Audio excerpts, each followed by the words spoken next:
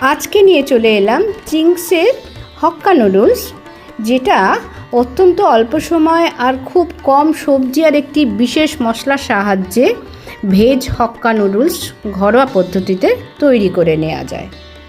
আমি এই এক প্যাকেট নুডলসের জন্য আমি একটি কড়াই প্যানে 6 কাপ জল বসিয়ে দিয়েছি, জলটাকে ফুটতে দিয়েছি।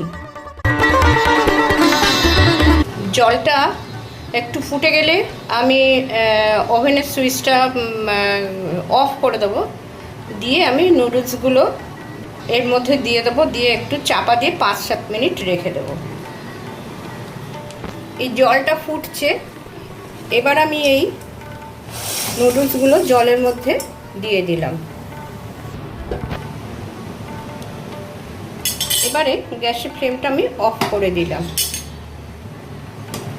দিয়ে এটা এই অবস্থায় আমি একটু চাপা দিয়ে রেখে দেবো। নুডলসটা ভিজে যাওয়ার পরে এটা আমি জলটা ফেলে দিয়ে নুডলসটাকে ড্রেনেজ করে নিয়েছি। এবারে কি করব চলো তোমাদের সাথে শেয়ার করি।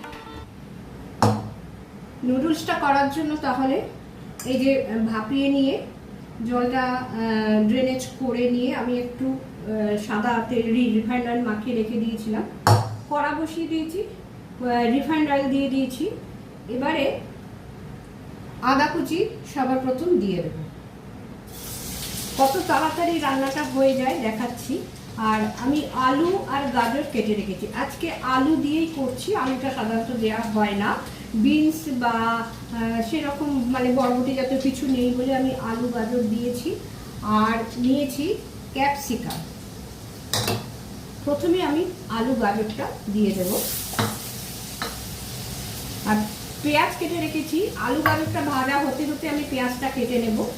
ওই একসাথে সব কেটে নিয়ে তারপরে সব জোগাড় করে নিয়ে করতে করতে অনেক দেরি হয়ে যায়, রান্নাঘরটাও গরম হতে থাকে।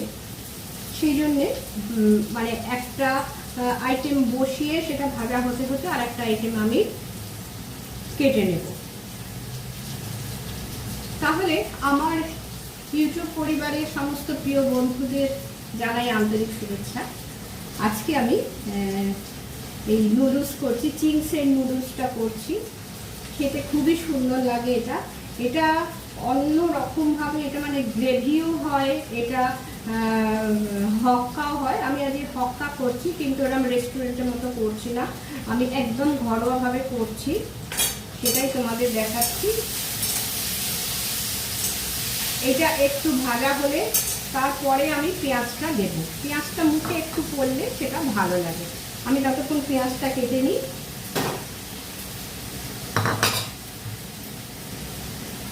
পেঁয়াজটা আমি কাটতে থাকি। দেখো আলু আর গাজরটা বেশ অনেকটাই ভাজা হয়ে গেছে। এবারে একটু কাঁচা লঙ্কা আমি দিয়ে দিলাম কুচিয়ে নিয়ে। এবারে আমি পেঁয়াজটা দিয়ে দেব। একটু বেশি করে পেঁয়াজ দিচ্ছি, তারপর নুডলস মানে তো একটু মোটা মোটা হয়, আমি তাই একটু বেশি পেঁয়াজ দিচ্ছি। পেঁয়াজটা মুখে লাগলে নুডলসটাও ভালো লাগবে। আমি কিন্তু এখনো লবণ দিইনি।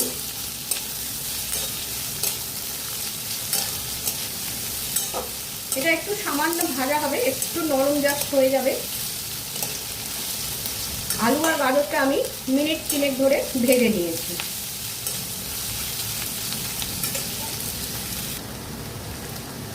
বেশ খানিকটা ভাজা হয়ে গেছে। এবার আমি ক্যাপসিকামগুলো দিয়ে দিলাম।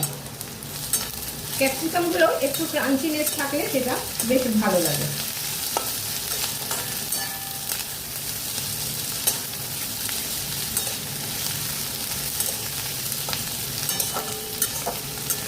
এবারে আমি একটু লবণ দিয়ে দেব।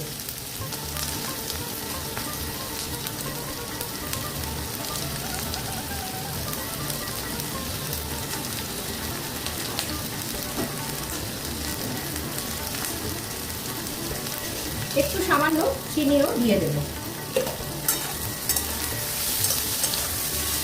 তাহলে কিন্তু টেস্টটা খুব সুন্দর আসে।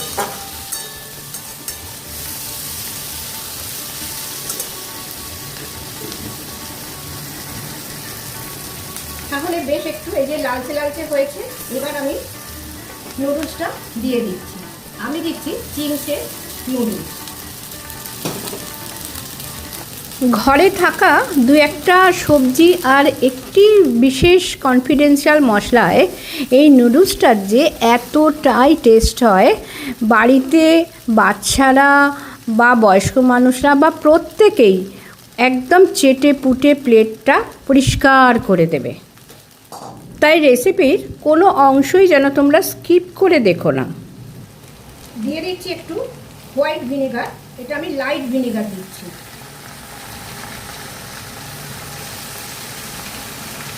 চিনি তো আগেই দিয়েছি, আমি ভিনেগারটা দেবো বলেই তখন চিনিটা দিয়েছিলাম।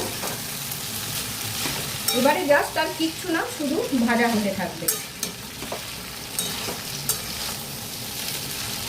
ঘরোয়াভাবে বানাচ্ছি ঠিকই, কিন্তু সব শেষে একটা দারুণ জিনিস দেব, যেটা এখন সারপ্রাইজ থাকলো।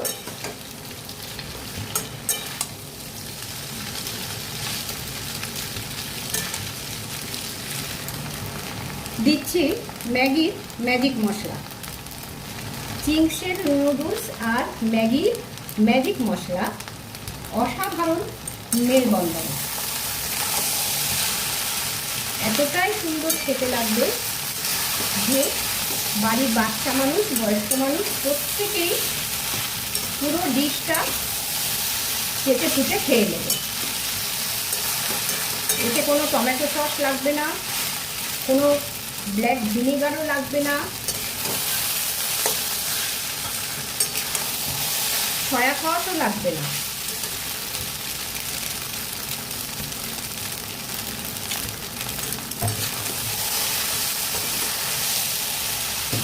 জাস্ট একটু সসের মতন হচ্ছে, মানে একটু ভাজা ভাজা হচ্ছে। এটা কিছুক্ষণ একটু ভাজা হোক।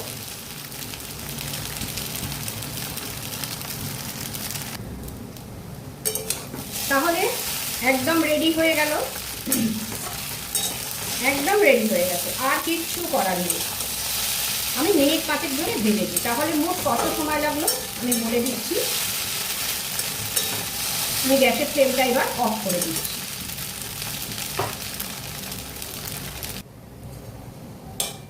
জলটা বসিয়ে নুডলসটা সিদ্ধ করতে যতটুকু সময়, জলটা ফুটতে তো বেশি সময় লাগে না।